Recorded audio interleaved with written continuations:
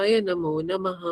सच्चिदानन्दरूपाय विश्वोत्पत्त्यादिहेतवे तापत्रय विनाशाय श्रीकृष्णाय वयं नमः।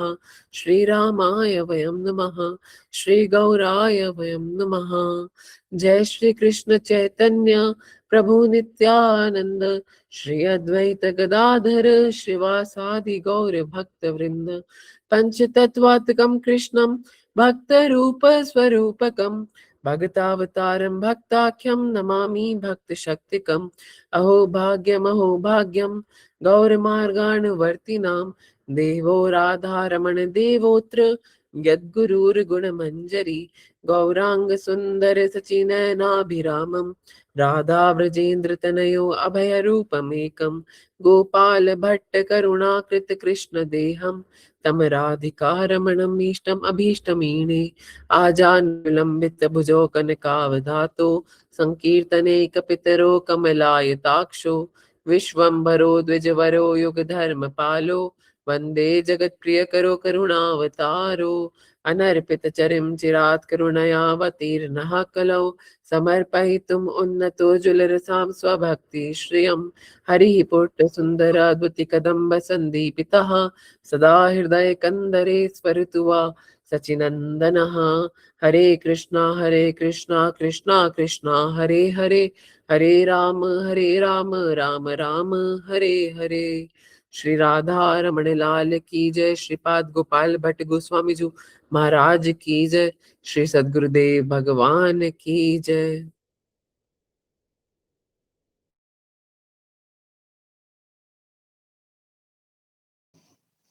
श्री राधा रमण लाल की जय। हरे कृष्णा। आप सभी भक्तों का हम हार्दिक स्वागत करते हैं रमन परिकर के आज के ज्येष्ठ मास के संकल्प के अंदर। आज ज्येष्ठ मास कृष्ण पक्ष द्वितीया तिथि है। ज्येष्ठ मास शुक्ल पक्ष द्वितीया तिथि है और ज्येष्ठ मास की ये इस बार ज्येष्ठ मास में पुरुषोत्तम मास पड़ा था। ज्येष्ठ मास का जो प्रथम कृष्ण पक्ष था वो पहले ही पूर्ण हो चुका है। और अपने पुरुषोत्तम मास से पहले कृष्ण पक्ष की अमावस्या के बाद ज्येष्ठ मास की जो पुरुषोत्तम वाली तिथियां थी वो शुरू हुई। पुरुषोत्तम मास इस बार पहले शुक्ल पक्ष से शुरू हुआ, पूर्णिमा आई और उसके बाद फिर उसका कृष्ण पक्ष शुरू हुआ, अमावस्या आई और अब पुरुषोत्तम मास विश्राम हो चुका है, अधिक मास विश्राम हो चुका है। हमें जितना अधिक मास में अधिक भक्ति, अधिक कृष्ण भक्ति करनी थी, कृष्ण बल प्राप्त करना था, हम अपने यथावत भाग्य से करने का हम सबने प्रयास किया।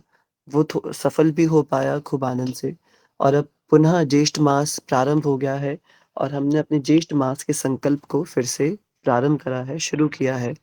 पुरुषोत्तम मास के पूर्व में यानी 1 महीना पूर्व हरिनाम चिंतामणि का सत्र बड़े आनंद से हमने 1 महीना श्रवण किया। खूब हरिनाम की महिमा श्रीमद् भगवद गीता के 15वें अध्याय का अध्ययन हम सब भक्तों ने करने का प्रयास किया। सागर प्रभु जी ने बड़ी मेहनत करके एक कॉन्टेस्ट तैयार किया, एक प्रतियोगिता तैयार करी 30 प्रश्नों की और उस 30 प्रश्नों की प्रतियोगिता को कुछ भक्तों ने अभी दिया भी है और जिन भक्तों ने अभी उसको नहीं दिया है हम निवेदन करेंगे कि वो भक्त भी अवश्य उस प्रतियोगिता में अपने स्वभाव के अनुसार वो अपना इंटरेस्ट हमें बताए। ये प्रतियोगिता एज़ सच कोई कंपल्सरी प्रतियोगिता नहीं है, पर आपको इसको अवश्य देनी चाहिए। तो मैं चाहूँगा कि जिन्होंने भी पुरुषोत्तम मास की कुछ-कुछ कक्षाएँ भी अटेंड करी हैं, वो अवश्य इनिशिएट लें, सामने से आए, इसका लिंक प्राप्त करें हमसे और इस परीक्षा को आप दीजिए। राधा रमन लाल आपके इन्विजिलेटर हैं, तो आप उनका साक्षी मान कर के इस प्रतियोगिता को दीजिए। हमें पता चलेगा कि अपने आप को ज्ञानी कहने वाले हम लोग वास्तव में भक्ति की कितनी चीज़ें जानते हैं, कितनी चीज़ें नहीं जानते। तो उस वो बहुत सुंदर-सुंदर प्रश्न उन्होंने उसमें बनाए हैं, सागर प्रभु जी ने। तो मैं चाहूँगा कि हर एक भक्त को वो प्रतियोगिता अवश्य देनी चाहिए पुरुषोत्तम मास के ऊपर। सभी को वो प्रतियोगिता अवश्य देनी चाहिए, फिर वो चाहे कोई भी हो। इवन मैंने भी वो प्रतियोगिता दी है, तो सब भक्तों को चाहिए कि वो हर एक भक्त वो प्रतियोगिता में सहभागी ज़रूर बने। तो पुरुषोत्तम मास विश्राम कर गया है और अब ज्येष्ठ मास प्रारंभ हो गया है। कल की कक्षा में हमने भक्तों से रियलाइज़ेशंस जानी वृंदावन धाम की। अद्भुत रियलाइज़ेशन सब भक्तों की रही। श्री धाम वृंदावन में 4 दिन 3 दिन भक्तों ने बिताए।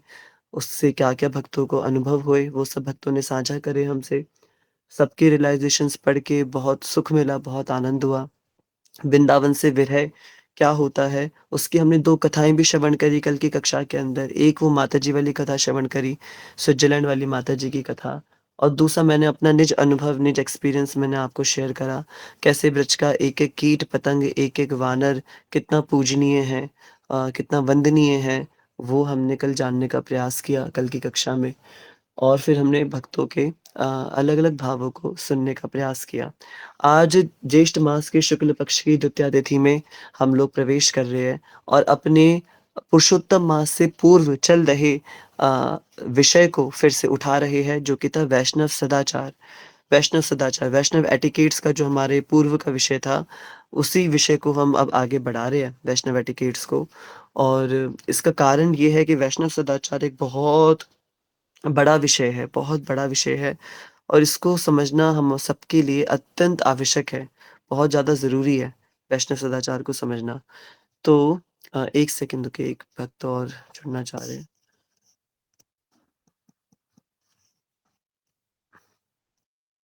हुँ। तो इसलिए हमने विचार किया कि क्यों ना ज्येष्ठ मास अभी पूरा नहीं हुआ है, तो अपने बाकी के आधे पक्ष जो बचा है ज्येष्ठ मास का, उसमें अपना इसी संकल्प को जारी रखा जाए, वैष्णव सदाचार को ही कंटिन्यू किया जाए, उसी को अच्छे से समझा जाए। आज की मूल कक्षा के अंदर यूँ तो बहुत सारे विषय मन में चल रहे थे, वृंदावन के बाद हम कैसे-कैसे वैष्णव सदाचार सीख सकते हैं। बहुत से उदाहरण अब हमारे सामने हैं, लाइव एग्ज़ाम्पल्स हमारे सामने हैं। वृंदावन धाम में जो-जो गलतियाँ हुई, जो-जो चीज़ें सीखने को मिली, वो बहुत सी चीज़ें हम सीख सकते हैं उन वैष्णव सदाचार से। परंतु आज मेरा एक प्रश्न है आप सभी से। एक प्रश्न, जिस प्रश्न के ऊपर आज की पूरी कक्षा आधारित रहेगी, पूरी कक्षा केंद्रित रहेगी। तो अपने वैष्णव सदाचार के आज के सत्र में मेरा प्रश्न आप लोगों से है, समस्त वैष्णव सदाचारों के अंदर जितने भी वैष्णव सदाचार हम सीख रहे हैं, सीखने चाहिए, सीखने वाले हैं या सीख चुके हैं, जितना भी हम सब करेंगे, उन सब में ऐसा कौन-सा वैष्णव सदाचार है, जिसके बिना अन्य सभी सदाचार व्यर्थ है? जिसके बिना अन्य सभी सदाचार बिल्कुल व्यर्थ है। तो श्रीमन चैतन्य महाप्रभु ने श्री चैतन्य चैतामृत के अंदर 26 गुण बताए हैं एक वैष्णव के, 26 क्वालिटीज़ बताई हैं एक वैष्णव की, है ना? तो उन 26 क्वालिटीज़ के अंदर महाप्रभु बताते हैं कि ये जो क्वालिटीज़ है, ये समस्त वैष्णवों के अंदर अवश्य होनी ही चाहिए। ज़रूर होनी चाहिए। मेरा आपसे प्रश्न है कि वो 26 क्वालिटीज़ के अंदर आपको क्या लगता है, या आप अपनी इच्छा से बताइए, वो कौन-सी एक ऐसी चीज़ है जो एक वैष्णव के अंदर अवश्य होनी चाहिए, जिसके बिना वो वैष्णव अपनी वैष्णवता को खो देगा। वो वैष्णव अपनी वैष्णव वैष्णव बनता कैसे है? उसके अंदर ऐसी कौन-सी चीज़ है जो उसको वैष्णव बनाती है? ये मेरा आपसे प्रश्न है। समस्त गुणों के अंदर एक ऐसा गुण चुन कर के बताइए, जिससे कोई एक वैष्णव सच में वैष्णव बन पाता है। जिसके बिना काम चल ही नहीं सकता, बिल्कुल काम नहीं चल सकता, अन्य सारे गुण व्यर्थ हो जाएँगे यदि ये चीज़ नहीं है उसके अंदर तो। और मुझे लगता है इस बार इस चीज़ की बहुत कमी हुई है। तो थोड़ा हम इसको समझें, इस बात को थोड़ा चिंतन करें, ताकि हम अपने अंदर यदि वो चीज़ नहीं फ़ील कर पा रहे हैं, तो गुरु शरण, ठीक है, गुरु शरण कह सकते हैं। बहुत ज़रूरी है गुरु शरण हमारे अंदर आना। विनम्रता, हम्बलनेस, गुरु शरण, श्रवण कृष्ण, अ, श्रवण करना लिखना चाह रहे हो शायद आप, अनुभव रहे हो, सुनना, ओके। श्रवण, ठीक है। एकांत की पवित्रता, ओके, ये बहुत इम्पोर्टेंट है, एकांत की पवित्रता, ठीक है। डिसिप्लिन, हुँ। सारे लक्षण शरणागति से प्रकट हो जाते ही है महाराज जी। बिल्कुल, बिल्कुल। सारे लक्षण शरणागति से प्रकट हो जाते हैं। गुरु शरण जब शरणागति होती है, तो सारे लक्षण प्रकट हो जाते हैं। बिल्कुल ठीक बात है। बिल्कुल ठीक बात है। शरणागति के लिए चलो लक्ष्य जी बता रहे हैं, कुड यू प्लीज़ रिपीट प्रभु? मैं ये कहना चाह रहा हूँ, मैंने मिस कर दिया। मैं ये कहना चाह रहा हूँ सागर प्रभु जी कि एक ऐसा लक्षण बताइए जिसके बिना अन्य सारे लक्षण व्यर्थ है। अन्य सारे लक्षण व्यर्थ है। ठीक है, गुरु शरण कह सकते हैं, पर गुरु शरण के लिए भी ना एक चीज़ हमारे अंदर प्रकट होनी चाहिए। मेरा प्रश्न है तनिष्क जी, गुरु शरण में भी आप कैसे जाएँगे? है ना? बहुत लोगों को मैं दिखता हूँ अपने गुरु की शरणागति वो करने का प्रयास करते हैं। मीनिंग क्या है गुरु शरणागति का? शरणागति का मीनिंग क्या है? सत्य सार अकिंचन। सत्य सार अकिंचन, अपने आप को अकिंचन मानना। कोई अपने आप को अकिंचन कैसे मानेगा मथुरा धाम प्रभु? कोई अपने आप को अकिंचन कैसे मानेगा? 1 सेकंड रुकिए मैं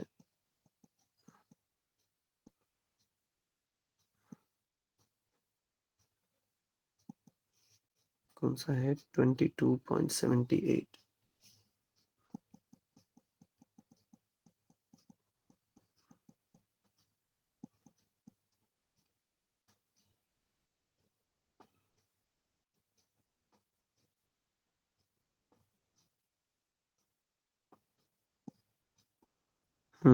back to the chat. Yes, क्या-क्या आ गए? ये कृपा ही है गुरुदेव की वही अ, खींचते हैं माया जगत से, वरन जीव में सामर्थ्य कहाँ without getting my material possessions. Mathura Dham Prabhu ने बहुत एक सही बात लिखी है, without getting my material possessions, ठीक है। अपने भौतिक वैभवों को बिना प्राप्त करे मैं ऐसा कर सकता हूँ।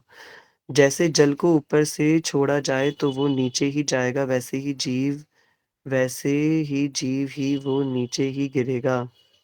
वो ठीक है तनिष जी आप बता रहे हो, पर मान लीजिए वो जल जो है ना? उस जल को पहले वो भी तो होना पड़ेगा ना, क्या कहते हैं? बर्फ बनना पड़ेगा ना, तभी तो गुरु के हाथों में भी टिकेगा ना। गुरु उस जल को ऊपर सूर्य देवता को अर्पित करना चाहते हैं और वो जल गुरु के हाथ में भी नहीं टिक रहा, तो कैसे बात बनेगी फिर? दूसरे वैष्णवों के समक्ष अपने आप को सदैव शून्य समझना। ठीक है, बहुत काफ़ी नियरेस्ट आ रहा है। अकिंचन वाला पॉइंट बहुत अच्छा था, तनीश जी का शरणागति वाला पॉइंट अच्छा था, बट माय पॉइंट इज़ आप लोग बहुत करीब है, बहुत करीब है। सोचिए मैं क्या बुलवाना चाह रहा हूँ आप लोगों से। शरणागति कैसे आएगी? कोई अपने आप को अकिंचन कैसे मानेगा, है ना? कोई अपने आप को अकिंचन कैसे मानेगा? दूसरे वैष्णवों के समक्ष अपने आप को शून्य कैसे मानेगा? मैं कैसे मानूँ अपने आप को शून्य? वो शून्यता मेरे अंदर कैसे आएगी? नम्रता, शुद्धता, पवित्रता, ठीक है, ये तो एक वैष्णव के गुण हैं ही हैं। पर एक ऐसी चीज़ मैं नम्र भी हूँ प्रिया जी, मैं शुद्ध भी हूँ, मैं पवित्र भी हूँ, पर अगर वो चीज़ मेरे अंदर नहीं है, तो मैं फिर भी वैष्णव नहीं कहलाऊँगा। वाणी, वाणी हाँ, ऐसी वाणी बोलिए मन का आपा खोए।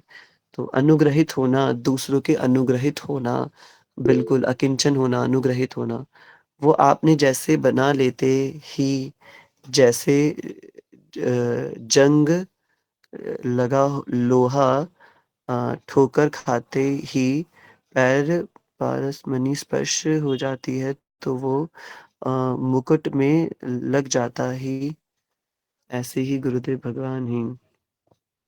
आपकी बात बिल्कुल ठीक है तनीश जी, पर देखिए लाखों लोग गुरु की शरण में जाते हैं। पर आप इस बात से सहमत तो होंगे ना कि लाखों लोगों को तो शरणागति नहीं मिल जाती। दीक्षा तो लाखों लोगों को मिलती है पर उद्धार तो लाखों का नहीं होता। ऐसे तो लाखों-लाखों लोग लेते हैं।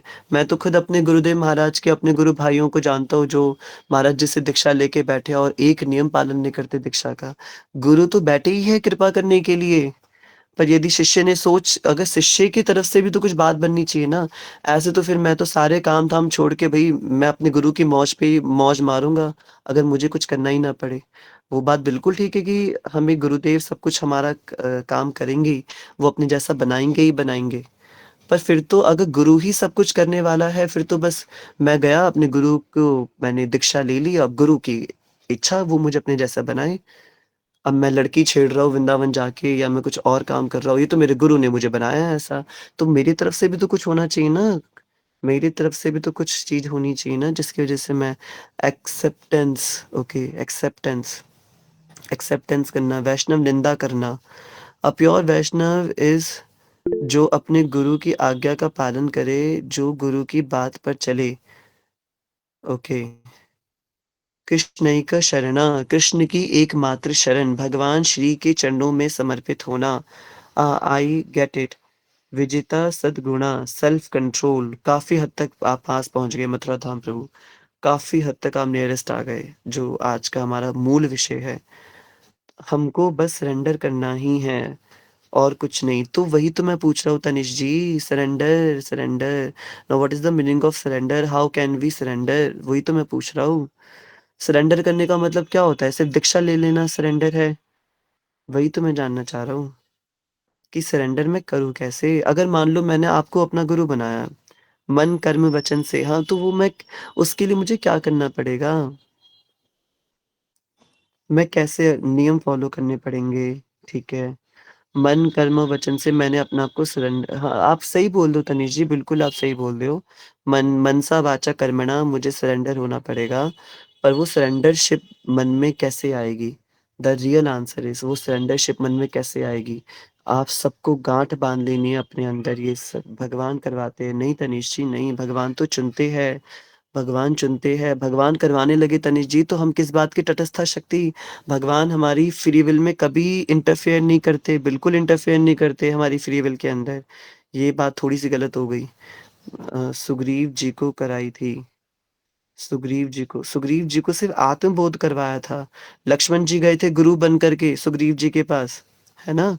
सुग्रीव जी के पास सुग्रीव तो अपने मद मस्त में हो गए थे, है ना? तो उसके बाद लक्ष्मण जी ने उनको जाके बोला भैया अपने राज्य का सुख छोड़ो और राम जी की सेवा में लगो। और सुग्रीव जी की इच्छा है ये अपनी, भगवान कभी भी हमारी फ्री विल के अंदर इंटरफेयर नहीं करते, कभी इंटरफेयर नहीं करते। गंभीर होना पड़ेगा गुरु की वाणी के प्रति, गुरु की वाणी के प्रति गंभीर होना पड़ेगा। बिल्कुल ठीक बात है। नियम फ़ॉलो करने पड़ेंगे, सब कुछ करना पड़ेगा, ठीक है। देखिए, ओके, अब और कोई चैट बॉक्स में कुछ मत लिखिए। शरणागति और तमाम चीज़ें जो आप सबने लिखी, ये सब कुछ हमारे अंदर कब आएगी? The answer is the real answer is जो हमें सिखाया गया है बचपन, इस्कॉन के बचपन से, जब से हम इस्कॉन में जुड़े हैं, जब से हमने अपने वैष्णवों को देखा है। अ, ये लालसा, ये इच्छा, ये मन में भगवत प्राप्ति की इच्छा आना, वृंदावन जाने की इच्छा होना, ये सब कुछ ये रेलिशमेंट आपके अंदर कब आएगा? The real answer is what is the real Vaishnav sadachar जो आपका हमारा विषय है। द रियल वैष्णव सदाचार is that is the selflessness, the complete the complete selflessness. पूरी तरीके से सेल्फलेस हो जाना, पूरी तरीके से सेल्फलेस हो जाना। तो ये जो हमारे अंदर जो अन्याभिलाषिता शून्यम ज्ञान कर्माद्यनावृतम आनुकूलेन कृष्णानु अनुशीलनम भक्तिरुत्तमा। अन्याभिलाषिता शून्यम ज्ञान कर्माद्यनावृतम। एक व्यक्ति जब कंप्लीट सेल्फलेस हो जाता है ना, तब जाकर के उसके सारे लक्षण, भक्ति के सारे लक्षण उसके बाद उस पोषित होना शुरू होते हैं। मैं खूब पवित्र हूँ, मैं सच्चा बोलता हूँ, मैं गुरु वचन सुन रहा हूँ, मैं खूब माला कर रहा हूँ, धाम जा रहा हूँ, सब कुछ कर रहा हूँ। किसके लिए कर रहा हूँ? अपने लिए कर रहा हूँ। ये गलत है। यहीं भक्ति का बेड़ा गर्क होना शुरू हो जाता है। ट्रांसफ़र करना नहीं आता हम लोगों को, ट्रांसफ़र करना नहीं आता। अपने लिए परिक्रमा किसने करी? मैंने परिक्रमा करी। वृंदावन कौन गया? मैं गया। शरणागत कौन हुआ? मैं शरणागत हुआ। ये जो मैं वाला शब्द है ना? सेवा किसने करी? मैंने सेवा करी। Selflessness, selflessness. आनंद किसको हुआ? मुझे आनंद हुआ। आनंद किसको नहीं हुआ? मुझे आनंद नहीं हुआ। ये जो मैं, मुझे वाले शब्द हैं, this is the real answer. हम भक्ति वास्तव में अपने लिए कर रहे हैं, खुद के लिए ही कर रहे हैं, भगवत प्राप्ति के लिए ही कर रहे हैं। पर आपको पता है भक्ति का एक बहुत बड़ा गुण है, जो चीज़, जिस चीज़ के पीछे आप जितना भागोगे ना इस माया जगत के अंदर, वो चीज़ आपको कभी नहीं मिलेगी। और जिस चीज़ को छोड़ के भगवान को समर्पित कर दोगे ना, वो चीज़ अपने आप मिलने लग जाएगी। है ना? मुझे बहुत फ़ेम चाहिए, ग्लोरिफ़िकेशन चाहिए, एक्नॉलेजमेंट चाहिए, मैंने किसी चीज़ की बहुत अच्छे से सेवा करी। और मैं चाहता हूँ कि मुझे उसका बहुत ग्लोरिफिकेशन मिले, एक्नॉलेजमेंट मिले। और अगर उस एक्नॉलेजमेंट की या ग्लोरिफिकेशन की लालसा में, चाह में मैं अगर बैठ करके सोच रहा हूँ कि मेरा कोई सीनियर या जूनियर आके मुझे गिफ्ट देगा या एक्नॉलेज करेगा या मुझे कुछ करेगा, तब कुछ नहीं होने वाला, कुछ नहीं मिलेगा, अठन्नी का ग्लोरिफिकेशन नहीं मिलेगा मुझे। और जहाँ मैंने लालसा छोड़ दी अपने मन के अंदर, नहीं, नहीं, ये तो मैंने राधारमण लाल की प्रसन्नता के लिए करा है, तो फिर ग्लोरिफिकेशन क्यों होगा? फिर एक्नॉलेजमेंट किस बात का? फिर कोई चीज़ क्यों मुझे मिलेगी? तो वहीं पे ही वो चीज़ खत्म हो जाएगी और उसके बाद रियल एक्नॉलेजमेंट मिलेगा, उसके बाद ग्लोरिफिकेशन मिलेगा। हमने एक भजन सीखा था बचपन के अंदर, जिसने मरना सीख लिया है, जीने का अधिकार उसी को, जो कांटों के पथ पर आया, फूलों का उपहार उसी को। तो पॉइंट इज, जिसने मरना सीख लिया है, जीने का अधिकार उसी को। किसी चीज को प्राप्त करने का अधिकारी वो है जो उस चीज को छोड़ना जानता है। बहुत ध्यान से समझिए, किसी चीज को प्राप्त करने का अधिकारी वो व्यक्ति है जो उस चीज को छोड़ना जानता है ना? यदि आप उस चीज को, अगर आपके अंदर त्याग नहीं है, तो बिना त्याग के प्राप्ति संभव नहीं है। बिना त्याग के प्राप्ति संभव नहीं है। अगर बिना त्याग के प्राप्ति हो रही है, तो वो भक्ति नहीं, वो भोग हो जाएगा। वो भक्ति नहीं होगी, वो सिर्फ और सिर्फ भोग हो जाएगा। बिना त्याग के प्राप्ति संभव नहीं है। गुरु की शरणागति भी कब होगी? मनसा वाचा कर्मणा, कायेन वाचा मनसेन्द्रियैर्वा, बुद्ध्यात्मना वानु अनुसित स्वभावात्। अनुसित स्वभावात्, बुद्ध्यात्मना वानु अनुसित स्वभावात्। ये जो स्वभाव के अंदर जो चेंज आएगा, ये चेंज क्या आना चाहिए? स्वभाव कैसा होना चाहिए? ये स्वभाव होना चाहिए सेल्फलेसनेस का, पूरी तरीके से सेल्फलेस हो जाना। यानी कि मैं जो क्रियाएं कर रहा हूँ, भजन में हम क्या गाते हैं? वैष्णव जन तो तेने कहिए जे, पीड़ पराई जाने रे। वैष्णव जन तो तेने कही जे, उनको कहते हैं जे पीड़ पराई जाने रे, जो दूसरों की पीड़ा को जानते हैं। पर दुखे उपकार करे तोए, मन अभिमान न आने रे। तो ये वैष्णवों का एक एक जीवन, एक एक दधीची ऋषि ने अपनी हड्डियां तक दे दी देवताओं के उद्धार के लिए, अपनी हड्डियों तक का दान कर दिया। हमने बड़े बड़े दान सुने होंगे, किसी ने लीवर का दान करा, किडनी का दान करा, आंखों का दान करा, हृदय का दान करा। और यहाँ पे दान हो रहा है, दधीची ऋषि ने अपनी हड्डियां दान में दे दी, डायरेक्ट अपनी हड्डियां दे दी दान के अंदर। आपको समझ में आ रहा है? ये जो रियल पॉइंट है, जो आज मैं समझाना चाह रहा हूँ आप लोगों को, जो सब में मुझे मिला के सबके अंदर नहीं है, दैट इज सेल्फलेसनेस।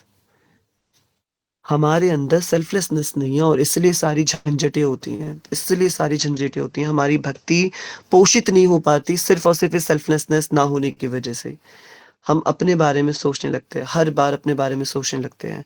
हम भूल जाते हैं कि हम भक्ति में क्यों आए थे, भाव और उद्देश्य भूल जाते हैं। किसी ने मुझसे पूछा, मैं ऐसा क्या करूं जिससे कभी मेरी माला ना छूटे? तो राधारमण जी ने बड़ा सुंदर मुझे भाव दिया कि माला अगर मैं अपने लिए करूंगा ना, तो एक दिन माला अवश्य छूटेगी, अवश्य अवश्य छूटेगी, हरि नाम अवश्य छूटेगा। पर अगर वही सेम हरे कृष्ण महामंत्र जब मैं राधारमण जी के लिए करने लग जाऊंगा, मैं हरे कृष्ण महामंत्र अपने लिए नहीं, राधारमण लाल जी के लिए करने लग जाऊंगा, कभी नहीं छूटेगा वो, कभी नहीं छूटेगा। क्योंकि मैं अपने लिए महामंत्र नहीं कर रहा, अपने लिए कर रहा हूं तो मन में इच्छा होगी कि 4 माला कर ली, 5 कर ली, 16 माला कर ली, और उसका तो मुझे इतना इतना फल मिलेगा, है ना? उसका मुझे इतना था। ये भक्ति से ऊपर भाव ही प्रभु जो, कि हित हिता का ही प्रेम का। हाँ, तो पॉइंट इज कि ये हमें मैं जब तक अपने लिए वो चीज़ करूँगा, तब तक उसकी बात नहीं बनेगी, और जब मैं उसको समर्पित करने लग जाऊँगा, सरेंडर करने लग जाऊँगा, तब जाके वो बात बननी शुरू होगी।